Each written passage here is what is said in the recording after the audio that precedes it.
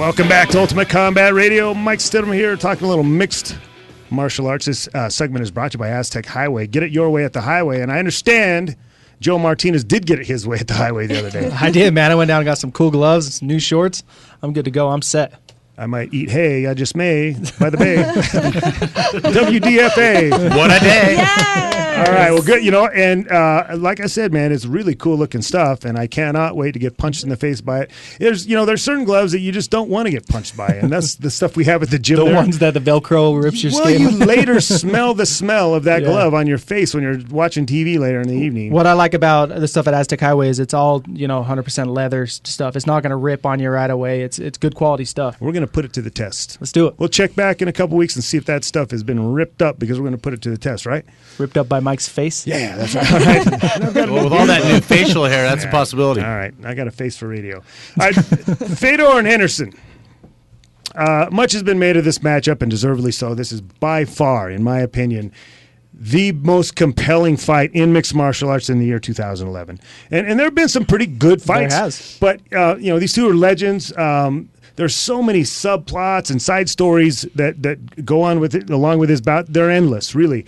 It truly was, in my opinion, a privilege to have sat in on the press conference. It was, I'm not a guy that gets starstruck, especially in MMA. I know a lot of these guys, and I just think most of them have super inflated egos, but they're just not as cool as they think they are. Fedor But these guys Henderson are way cooler than they even think they are. Well, they deserve to have a big ego. Yeah, I mean, they've done some stuff. It was pretty cool. And it's kind of interesting too. We sat in on the Tito Ortiz, Rashad Evans teleconference yesterday or the day before. Yeah. Yesterday. And it was really interesting to listen to those two. Those two put themselves on the same level as far as their legendary status. Yeah. And it was really kind of funny, because that's laughable to me, that the Tito's going to, even in some reach of his mind, think that he's on the same par level as Dan Henderson Fedor, or Fedor. yeah. When Tito went, 6 years without a win, and Fedor went 10 years without a loss. Well, it's apples and oranges too, because the guys he was fighting versus the guys they were fighting it's not even comparable. He just thinks it because he's been around that long. But yeah, and I give him credit where credit is due. He has been around. He was one of the pioneers of the sport, in the sense that he was thrust into the spotlight back then. But it was really interesting that those, Dan Henderson and Fedor were legitimately, in my mind, paving the future of mixed martial arts. Yeah, well, Tito was big when mixed martial arts was new, that people didn't know how to have a takedown defense against a wrestler. They weren't there wasn't a boxer and a wrestler. There was a wrestler, a boxer, and they had there's another testament to the UFC machine, that the UFC made Tito a big deal. Yeah. Right. Tito would never have been as big a deal as he was had it not been for the UFC. And so, remember when, he and Dana had the big, to do, it really came down to Tito thought he was bigger than the UFC, and the UFC was like, oh no, mister. And you know what? We can take your face out of that and put someone else's right where that is, and guess what? And watch You'll be us do yesterday's it, right? news. And they did that. Yeah.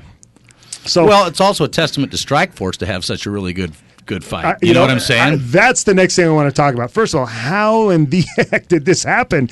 Because the UFC, this would be akin to the NBA losing Kobe and LeBron and having them go play in Europe, Turkey, right? Yeah, strangely enough, and they're in danger of doing just that. But how did it happen to the UFC? Because we just talked about the UFC machine being bigger than Tito Ortiz, but at the same time, that same philosophy lost them these two legendary fighters. And not only did they lose them, if you look at the lineup for this heavyweight Grand Prix, their whole heavyweight division, incredible. And it's arguably, you can say that the UFC heavyweight champion is still the top in the world because he's the champ of the biggest organization, but they took everybody else, man, with the exception of one or two people. That heavyweight division is in Strikeforce. How did that happen? Yes, it is. I don't know. I know that I read an article the other day. Dan Henderson, he went to Strikeforce something like a little over a year ago, and his main reason was because he wanted to fight Fedor. He talked to his coach and said, I want to go where I can fight Fedor, and the place to do that is in Strikeforce. And prove your medal, right, exactly. Yeah, so he went over there. He won the light heavyweight championship, and now he's going after the big dog.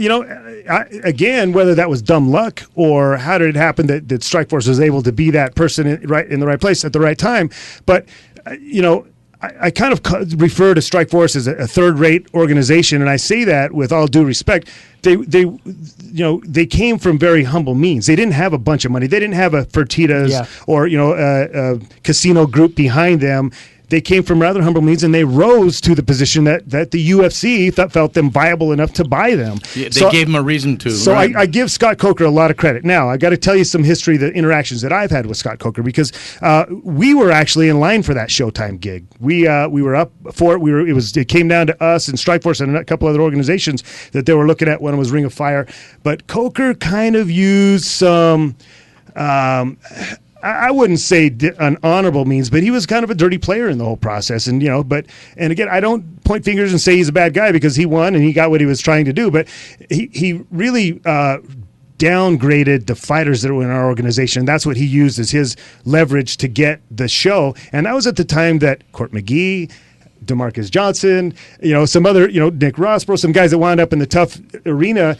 These were good fighters, but he really kept capping on the level of ability of our fighters, and that was something that helped him win, the Showtime deal, and ultimately won this big opportunity, because without Showtime money, they're not signing Fedor, no. They're not signing, Dan Henderson. Now, I'm not saying by any stretch of the imagination that I would have been able to do with Strikeforce what he did with that money, because I think he did have better connections and probably more experience than I. So, kudos to what he's done. I'll give you another kind of interesting side story that Coker did. They had an MMA, kind of like a Facebook. It was a social networking site, and I logged on there and put our team on there, the Combat Cartel. Well, the very next day I get an email saying, hey, man, I just registered combatcartel.com. You want to buy it from me? Oh, and Scott Coker did that. Oh, wow. And it was his site that when I put it on, I was like, wow, that's kind of dirty pool, man. But at any rate, we just went with that combat _ I don't remember what we did. We just decided to go another direction because that was kind of shady, man.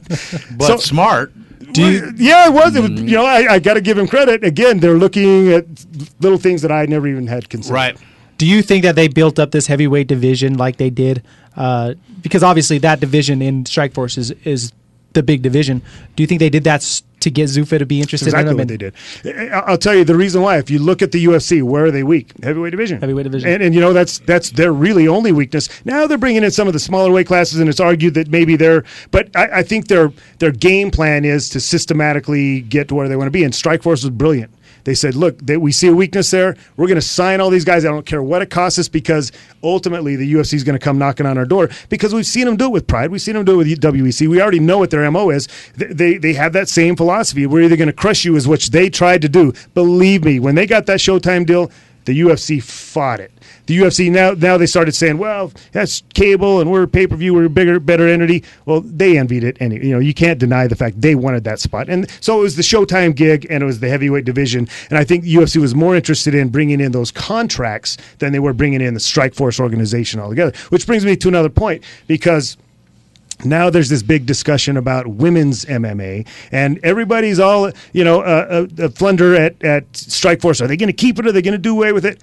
I think what they do is they're going to keep it right there at Strikeforce. Let you have the women's MMA group, and if it tries to blossom, great. But I don't think they're never going to bring it into the UFC. They're never going to bring it under that umbrella. I think they're going to continue to have different levels, and Strikeforce is going to right now be their entry level, and that's where the women's reside. Do you think they'll put the sponsorship on the clothing deal over to Strikeforce, where they say who you can wear on your apparel when you're in the cage? Or may have already have done that. Oh, really? Yeah. Yeah, I think that is one of the things that if we're going to, first of all, realize this, it was like almost 800,000 people watched the Showtime fights of Strikeforce when they had Gina Carano or the women's fight last time. Right. They get some pretty big numbers. You're on Showtime. That's huge. It's really the exposure is huge. The pay-per-view events and the Spike TV events, their audience is huge. They're very justified in charging those rates, especially if you know anything about advertising, as I know you do, Crail. Absolutely. And when you start talking about You're hitting a big impressions market. and Right. the value of those impressions, they're very well justified in charging that. And I think it should be across the board like that. Maybe discount it for the Strikeforce events, and maybe it'd be a little more for just depending on, base it on who's watching it and what kind of numbers they're getting. Right. Now, I was curious. Will they maybe take the Strikeforce name and just have it eventually when they roll over all the contracts in UFC, which they're I think they're going to do. Do you think they might just leave women there and have it be a women's organization? No, I think they're going to keep it as like, look, you can win at Strikeforce, which gives you an opportunity to get into the UFC. It's like the minor leagues. Yeah, and there really aren't enough women out there to make legitimate divisions, first of all, and then a whole bunch of divisions. Right. They're really, I think, Jordan Breen said it best. There are really 2 women's divisions right now, and really they're top heavy. There are 2 or 3 of them that are decent, and then there's a real vast separation between those 2 or 3 top level women and the rest of the pack. And so it's just not compelling. Again, not compelling enough. Big picture, especially when you're talking about being the biggest organization in the world, it's not there. It's nowhere close to being there. And I use the analogy, and I think chewed out a little bit for it on Facebook. Because when you post on Facebook, if I post, it has the same icon as if Robertina posts, so you can't really tell if it's me saying it or saying. So we all knew. Make it very clear that was Mike that said that. And what my position is, it's like using WNBA players and trying to pass it off as NBA players. There are a couple of fantastic NBA or WNBA basketball players. They're good. They'd never play on the NBA level, but they're good and they're interesting to watch. But there's just not enough of them. Yeah, there's a few, but the rest of the league is decidedly not and they as good. tried to sell it on that little star power that the few of them had, and it just, in my opinion, is just not the same product. And the same thing here with women. And let's be honest about it, the only women that have gained any popularity are the good-looking ones. Gina Carano. And if you can fight and you're hot, that's appealing. But do you really want to watch a heavyweight women's fight? I don't. I'm just being honest. I don't want to watch it. I don't even like seeing those in the bar, let alone. And you see a lot of them. If I wanted to go to that to see that, I'd just go to West Valley. So you'll be excited to watch Misha Tate, right? Because she's pretty hot. Who's that? She's fighting on the card tomorrow night. Yeah. No, see, even there, No, I don't but even know who she's she is. good-looking. I mean, are you gonna watch I don't her? even know who she is. Well, That's my whole point. Is that I'm kind of in the business and I don't even know who she is. Well, let's see. We're gonna watch the fights tomorrow night, and we'll watch the women's fight and see what you think All right, about now, it. I think I've thrown my 2 cents out about a lot of different things, but I really want to hear from a professional, a guy that really knows what he's talking about. We're going to do that when we come back. Jordan Breen's going to be joining us on the program. We got a lot more Ultimate Combat Radio. Don't go anywhere.